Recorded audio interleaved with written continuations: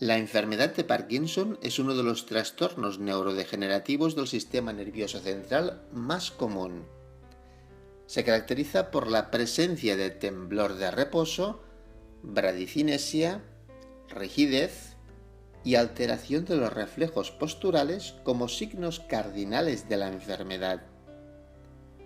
Su prevalencia está claramente relacionada con la edad, siendo de 3-4 casos por 100.000 habitantes en edades inferiores a 40 años, mientras que en individuos mayores de 70 es de más de 500 casos por 100.000 habitantes. La enfermedad de Parkinson está caracterizada por la degeneración de neuronas dopaminérgicas en la sustancia negra pars compacta y la subsecuente pérdida del input dopaminérgico al estriado. Esta pérdida de neuronas en la sustancia negra, con la presencia de cuerpos de inclusión eosinofílicos denominados cuerpos de Lewy, son los hallazgos neuropatológicos típicos de esta entidad.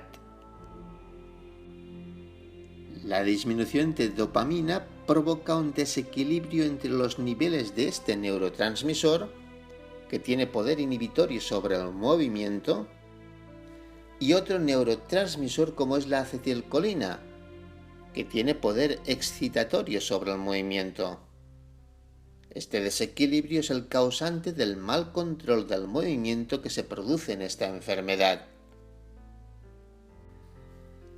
Hoy en día, los factores genéticos se consideran el principal factor de riesgo para desarrollar la enfermedad de Parkinson, posiblemente en combinación con factores de riesgo ambientales. Varios estudios epidemiológicos han implicado factores de riesgo ambientales como la vida rural, con la consiguiente exposición a pesticidas y el consumo de agua de pozo como factores que incrementan el riesgo de desarrollar la enfermedad de Parkinson. Por otro lado, el consumo de tabaco y café están inversamente asociados con el riesgo de desarrollar esta enfermedad. Podemos considerar 3 grandes tipos de síntomas en esta enfermedad: los síntomas premotores, los motores y los no motores. Los primeros están presentes incluso unos 10 años antes de que aparezcan los clásicos signos motores de la enfermedad. Se han encuadrado en este apartado la hiposmia, la depresión y el estreñimiento, que aparecen de forma casi constante en un gran número de pacientes con esta enfermedad. Por lo que respecta a los síntomas motores, su inicio es siempre asimétrico y con progresión gradual. Lo más frecuente es que se inicie con temblor de reposo de una extremidad, especialmente superior. La bradicinesia y la rigidez se observan en la exploración de forma asimétrica y con predominio axial, y conforme la enfermedad progresa, esta bradicinesia se hace generalizada y el paciente refiere dificultad al levantarse de una silla o al girar en la cama. Los pacientes adoptan una postura con flexión anterior del tronco, apareciendo una inestabilidad progresiva en la marcha con una alteración de los reflejos posturales, con el consiguiente aumento del riesgo de caídas. La rigidez está presente en toda la extensión del movimiento.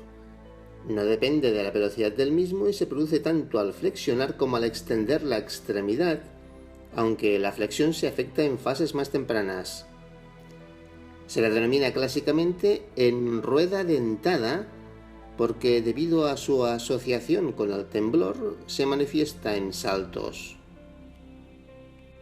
Como síntomas no motores destacan la disestesia intensa, los trastornos del sueño, los síntomas autonómicos, las alucinaciones, especialmente visuales, y los cambios cognitivos y conductuales, como el déficit de atención, la alteración de la memoria y la planificación y organización, lo cual lleva a la aparición de demencia en cerca de un 85% de pacientes con Parkinson.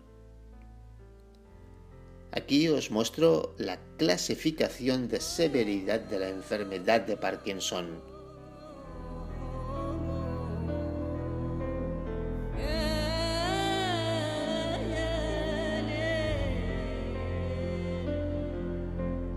El diagnóstico es fundamentalmente clínico y debe hacerse un diagnóstico diferencial con aquellas entidades que cursan con síndrome rígido acinético. Las causas más frecuentes son los parkinsonismos degenerativos, los vasculares y los de origen farmacológico. El cuadro de mi derecha muestra los fármacos que de forma más frecuente pueden provocar parkinsonismos. Es cierto que el diagnóstico definitivo debería ser la biopsia cerebral que demuestre la degeneración de la sustancia negra con los cuerpos de Lewy, pero a la práctica solo se realiza el diagnóstico clínico. El tratamiento es fundamentalmente farmacológico, utilizando fármacos dopaminérgicos y anticolinérgicos. También se puede realizar tratamiento quirúrgico mediante cirugía estereotáxica en determinados casos bien indicados. En los últimos años se ha introducido terapia de electroestimulación profunda con diversos resultados. Y en fase experimental se encuentran los trasplantes neurales.